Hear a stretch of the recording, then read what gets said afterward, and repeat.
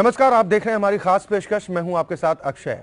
देश का लोकतंत्र इस देश की खूबसूरती का एक अभिन्न अंग है, जहां पर जनता के लिए जनता द्वारा शासन के एक सूत्र पर चलते हुए हर एक नागरिक को समानता के साथ स्वेच्छा से जीने का अधिकार दिया जाता है। लोकतंत्र की आत्मा संविधान को कहा जाना अतिशयोक्ति नहीं होगा और इसी संविधान का प्रियम्बल यानी संविधान की प्रस्तावना भी समाज के हर व्यक्ति के लिए समता और न्याय की बात करता है। कानून हर समस्या के सही प्रारूप में समाधान के लिए मौजूद है, लेकिन सही जानकारी ना होने या फिर कानूनी पेचीदगियों के चलते एक हिस्सा सही समय पर न्याय हासिल करने में खुद को असमर्थ महसूस करता है। और इसी अंतर को खत्म करने के लिए इंडिया लीगल रिसर्च फाउंडेशन के इनिशिएटिव लीगल हेल्पलाइन में हम यहाँ पर मौजूद हैं, आपकी हर कानूनी समस्या में आपकी सहायता के लिए। आज जिस विषय के साथ हम सामने आए हैं वो वैवाहिक विवाद से जुड़ा हुआ है। वैवाहिक विवाद संबंधी क्या कानूनी प्रावधान है, यह हमारा आज का विषय है। और इसके अलावा अगर किसी भी तरह की कोई कानूनी अड़चन आपके जहन में चल रही है तो भी आपको परेशान होने की ज़रूरत नहीं है।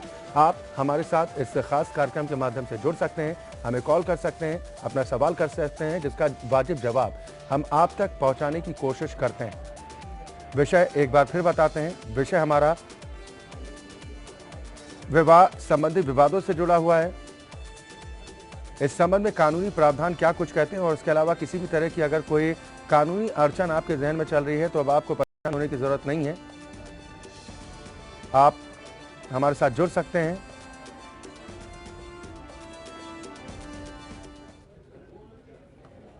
और इस विषय पर ज्यादा चर्चा और बातचीत के साथ बेहद खास मेहमान संजय दुबे जी हमारे साथ मौजूद हैं। आप अधिवक्ता हैं सुप्रीम कोर्ट के। संजय जी, बहुत स्वागत है आपका हमारे साथ इस कार्यक्रम में शामिल होने के लिए। सबसे पहले हम यही चाहेंगे कि आप दर्शकों को बताएं कि वैवाहिक विवादों से जुड़े कानूनी प्रावधान आखिर क्या कुछ कहते हैं, क्या अधिकार एक महिला को हासिल।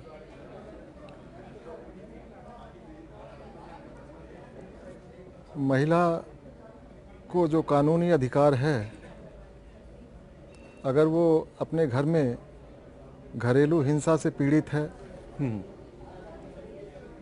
अपने इन लॉज के किसी भी मेंबर से, तो वो तत्काल प्रभाव से डोमेस्टिक वायलेंस के तहत केस फाइल कर सकती है। सेक्शन 12 डोमेस्टिक वायलेंस एक्ट का जो है वो उसको पूरा अधिकार देता है कि वो अपने ससुराल जनों के बीच में सुरक्षित रह सकती है, कोर्ट से आदेश ले सकती है जी। उसके लिए उसे अपने ससुराल में जहाँ उसको वो सारी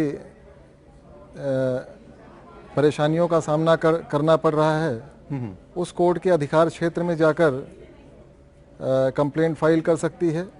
या अगर उसको वहाँ से निकाल दिया गया है और अपने माता पिता के शरण में मजबूरी में उसको रहना पड़ रहा है, तो वो उनके अधिकार क्षेत्र में जो कोर्ट आती है वहाँ पे एप्लीकेशन लगाकर वो अपने अधिकार मांग सकती है, अपने को सुरक्षित कर सकती है। चलिए, हम अपने दर्शकों से भी बार बार अपील कर रहे हैं कि अगर किसी भी तरह की कोई कानूनी अड़चन अगर आपके जहन में चल रही है तो अब आपको परेशान होने की ज़रूरत नहीं है। हम यहाँ पर मौजूद हैं आपकी निःशुल्क कानूनी सहायता के लिए। और आज जिस विषय के साथ हम आए हैं वो वैवाहिक विवादों से जुड़े कानूनी प्रावधानों से जुड़ा हुआ है। अगर इससे संबंधित कोई सवाल आपके जहन में चल रहा है तो भी आप हमारे साथ जुड़ सकते हैं। और इसके अलावा भी अगर कोई कानूनी अड़चन आपके जहन में है तो भी आप हमारे साथ जुड़ सकते हैं। सीधा सवाल हमसे कर सकते हैं, जिसका वाजिब जवाब हम आप तक पहुंचाने की कोशिश करते हैं। फ़ोन लाइन्स खुल चुकी हैं और टेलीविज़न स्क्रीन पर जो नंबर फ्लैश हो रहे हैं, इन नंबर्स पर कॉल करके आप हमसे जुड़ सकते हैं, अपना सवाल कर सकते हैं। विषय एक बार फिर दोहराते हैं, विषय हमारा वैवाहिक विवाद संबंधी कानून से जुड़ा हुआ है। और हम जो चर्चा कर रहे हैं कि आखिर कानूनन क्या कुछ प्रावधान है। जैसा संजय जी आपने बताया कि एक महिला को कानूनन ये अधिकार हासिल है कि किसी तरह की अगर कोई प्रताड़ना उसके साथ होती है तो वो कानून का दरवाज़ा खटखटा सकती है। एक पत्नी जो अपने पति के साथ रहना चाहती है लेकिन पति अपनी पत्नी के साथ नहीं रहना चाहता, उस संबंध में कानूनन क्या कुछ प्रावधान है, कैसे इस महिला को प्रोटेक्शन मिले। अगर पति अपने पति के साथ रहना चाहती है और पति नहीं रहना चाहता है तो पत्नी याचिका दायर कर सकती है दफ़ा 9 के तहत हिंदू मैरिज एक्ट 2005, जी जिसको कहते हैं कि रेस्टिट्यूशन ऑफ कंजुगल राइट्स। उसके तहत वो याचिका दायर करके और कोर्ट से उसको सम्मन जारी करवा सकती है, जिसमें उसके पति को पेश होकर जवाब देना पड़ेगा, कारण बताना पड़ेगा कि वो क्यों नहीं रहना चाहता है, और उपयुक्त कारण जानने के बाद में फिर कोर्ट तय करेगी कि दोनों को साथ रहना चाहिए या नहीं रहना चाहिए। लड़की का पक्ष मजबूत है तो कोर्ट उसमें पति को रहने के लिए आदेश जारी कर सकती है जी, और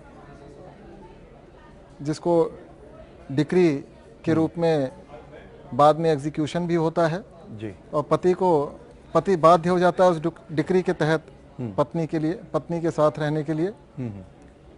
यदि फिर भी वो उस आदेश का पालन नहीं करता है तो पत्नी उसके लिए एग्जीक्यूशन में जा सकती है, जिसमें उसको पति को सजा होने का भी प्रावधान है। और अगर दोनों की रजामंदी है, नहीं रहना चाहें तो फिर आपसी रजामंदी से तलाक के लिए भी जा सकते हैं। चलिए, दर्शकों के जुड़ने का सिलसिला भी शुरू हो चुका है। पहले कॉलर बस्ती से हमारे साथ दीपक चौरसिया जुड़े हैं। चौरसिया जी, बहुत स्वागत है आपका, अपना सवाल कीजिए।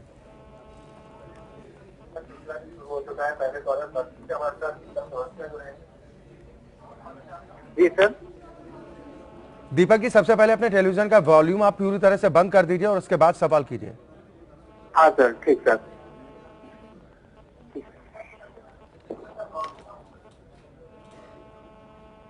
हेलो दीपक जी, सवाल कीजिए।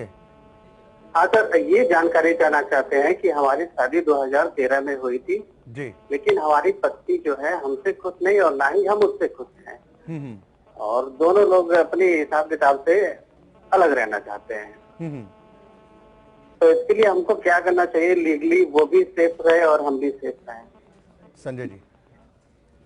दीपक जी, अगर आप भी अपनी पत्नी से नाखुश हैं और पत्नी भी आपसे नाखुश है और दोनों ही ऐसा समझते हैं कि साथ नहीं रहा जा सकता है, तो आप लोग दोनों जुडिशियल सेपरेशन के लिए पिटीशन फाइल कर सकते हैं फैमिली कोर्ट में, और कोर्ट जुडिशियल सेपरेशन के लिए ऑर्डर कर देगी।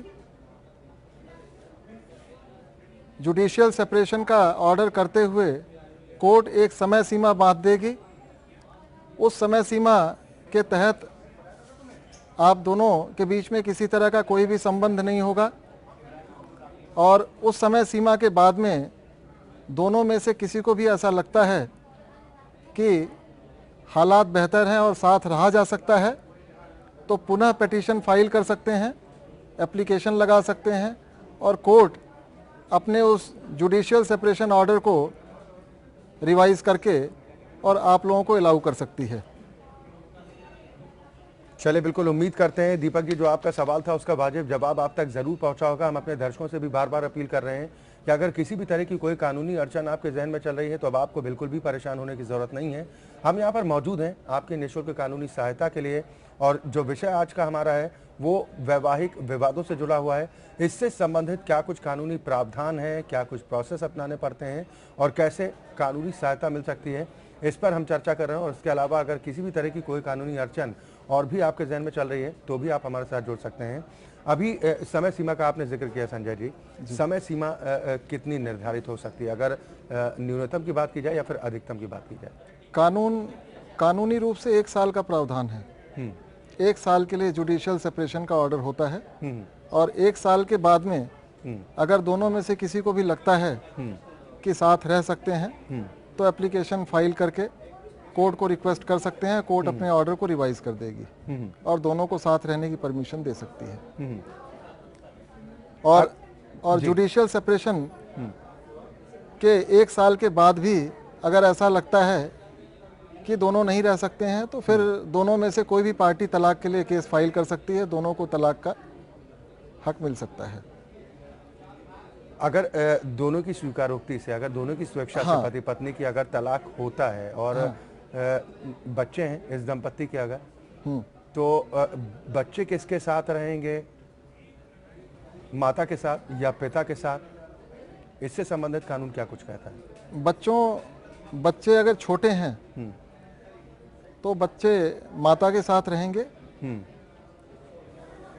और बच्चों की जब मेजर हो जाते हैं तो फिर वो खुद तय कर सकते हैं कि किसके साथ रह सकते हैं।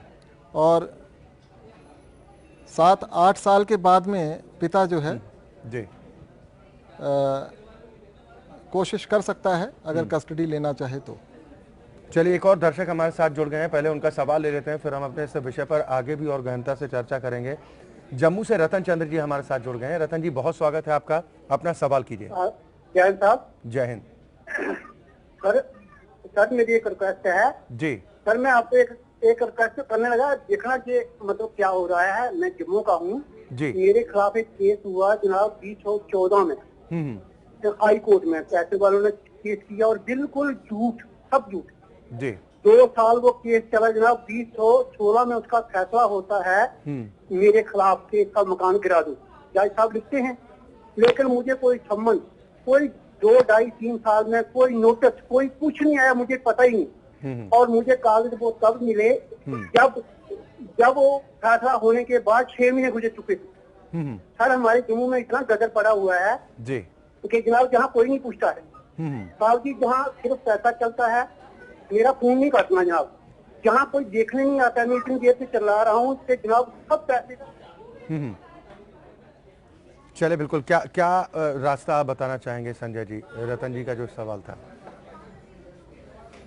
अगर आपको पता चला है कि आपके मकान गिराने के प्रति कोई आदेश हुआ है कोर्ट से और आपको उसका सम्मन नहीं मिला है, तो जिस कोर्ट ने वो आदेश किया है, आप उसी कोर्ट में उसी जज साहब के पास में जाकर एप्लीकेशन फाइल कर सकते हैं और अपनी सारी बातें आप उसमें बता सकते हैं कि अगर मुझे जानकारी होती जी इस केस के पेंडेंसी के बारे में तो मैं ज़रूर पेश होता, मैं जवाब देता, और उसके बाद जो भी मेरिट में फैसला होता उसका मैं वो मुझे मान्य होता जी। तो आप उसी कोर्ट में उसी जज के आगे एप्लीकेशन फाइल कर सकते हैं। और जो भी आदेश हुआ है वो जज साहब का अपना डिस्क्रिशन होता है, जो ऑर्डर कर दिया उन्होंने, अगर उनको लगता है वो उसको वापस भी ले सकते हैं अगर उसके सम्मन आपको नहीं मिले हैं तो। चलिए, बिल्कुल उम्मीद करते हैं जो जवाब आपको बताया है संजय जी ने, अगर वो रास्ता आप अख्तियार करते हैं तो निश्चित तौर पर आपको कानूनी सहायता मिलेगी। एक और कॉलर श्रवण हमारे साथ जुड़ गए हैं। श्रवण जी, बहुत स्वागत है, अपना सवाल कीजिए।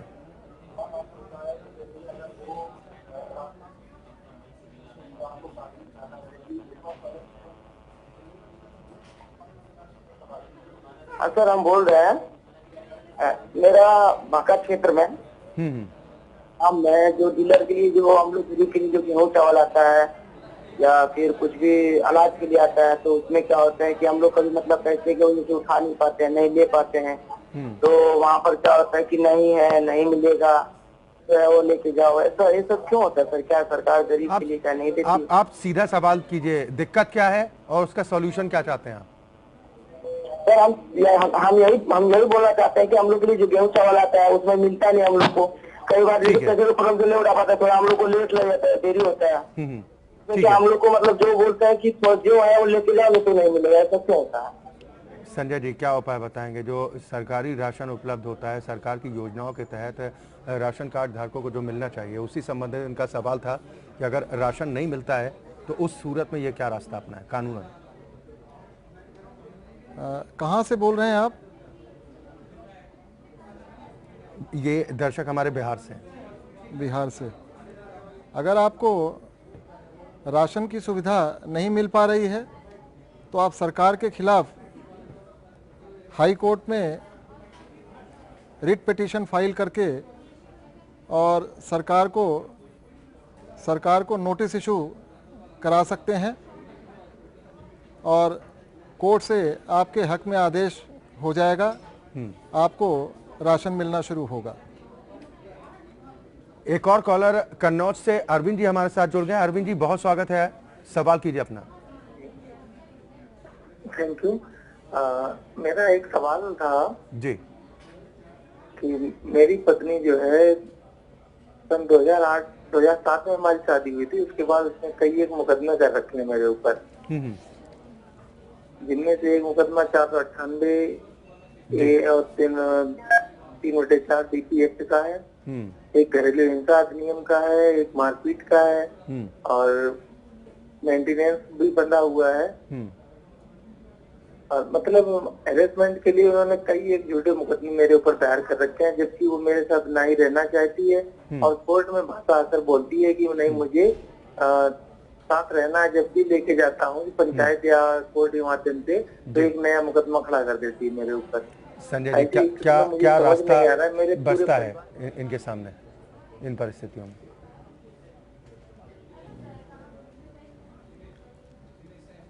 अगर आपको लगता है कि आपके खिलाफ आपकी पत्नी ने झूठा मुकदमा फाइल कर रखा है क्रूएल्टी का 498 का,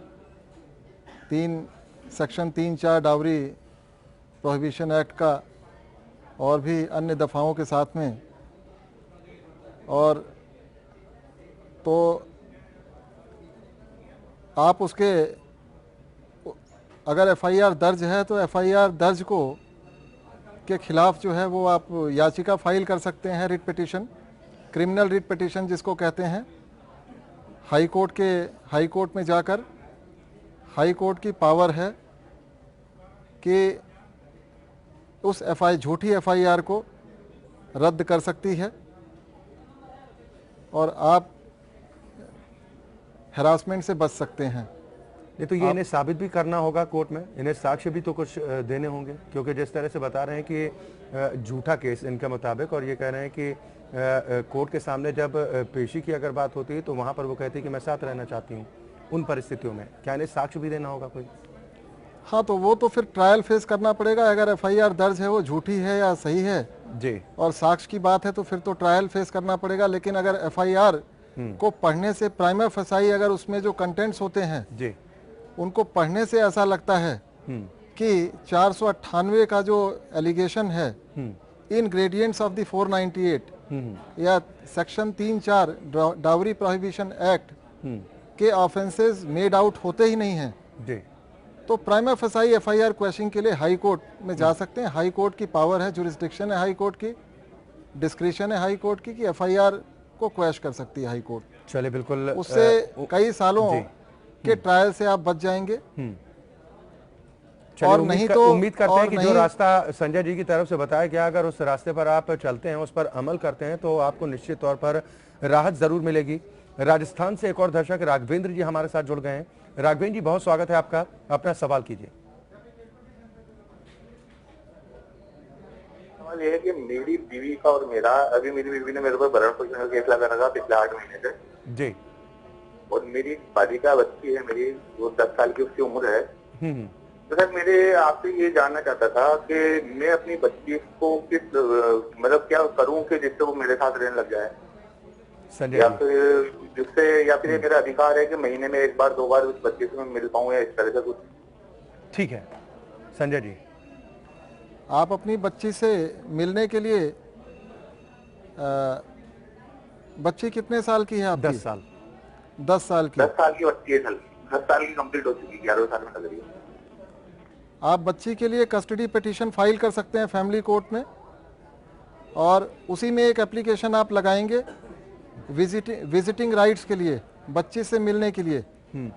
हफ्ते में शनिवार या इतवार का दिन कोर्ट तय कर सकती है, या हफ्ते में कोई भी दिन कोर्ट तय कर सकती है, या जो पिटीशन वहाँ चलेगी उसमें जो अगली डेट तय करेगी कोर्ट, उस तारीख पे कोर्ट आदेश करेगी आपकी वाइफ को कि बच्ची को लेके कोर्ट में आया जाए और उसको कोर्ट में मिलाया जाए आपको, जब तक कि वो कस्टडी पिटीशन आपकी डिसाइड नहीं होती है। चलिए, बिल्कुल उम्मीद करते हैं राघवेंद्र जी, जो आपका सवाल था उसका वाजिब जवाब आप तक ज़रूर पहुंचा होगा। तमाम दर्शक हमारे साथ जुड़े जिन्होंने अपने सवाल किए हैं, जिनका वाजिब जवाब उन तक पहुंचाने की कोशिश की है। बहुत बहुत शुक्रिया संजय जी हमारे साथ जुड़ने के लिए, और जो तमाम कॉलर्स जुड़े थे उनके सवालों का वाजिब जवाब उन तक पहुँचाने के लिए। दरअसल कानून हर समस्या के समाधान के लिए मौजूद होता है, लेकिन एक बड़ा तबका जागरूकता की कमी के चलते इंसाफ की दहलीज से दूर रह जाता है, और इसी अंतर को खत्म करने के लिए हम रोज़ यहाँ पर मौजूद रहते हैं इस खास कार्यक्रम के जरिए। फिलहाल आज हमारी खास पेशकश में इतना ही, लेकिन एपीएन न्यूज़ में खबरों का सिलसिला लगातार जारी।